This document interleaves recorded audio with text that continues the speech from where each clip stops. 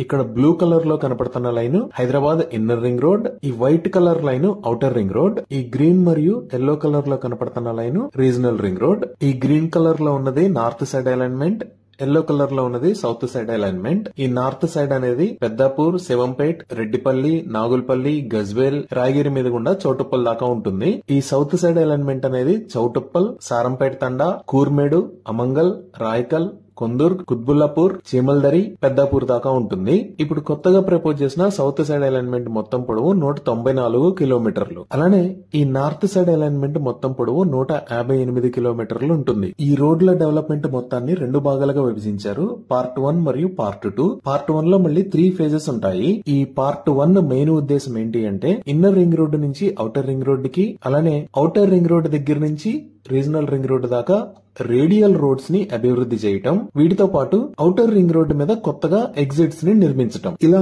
కొత్తగా ప్రపోజ్ చేసిన 3 ఎగ్జిట్స్ ఏంటి అంటే ఎగ్జిట్ 1A కి ఎగ్జిట్ 2 కి మధ్యలో సుమారుగా జన్వాడ దగ్గర ఒక ఎగ్జిట్, తర్వాత ఎగ్జిట్ 11 కి ఎగ్జిట్ 12 కి మధ్యలో కోహెడా దగ్గర ఒక ఎగ్జిట్, తర్వాత ఎగ్జిట్ 8 కి ఎగ్జిట్ 9 కి మధ్యలో ఇక్కడ ఒక ఎగ్జిట్ ని ప్రపోజ్ చేశారు.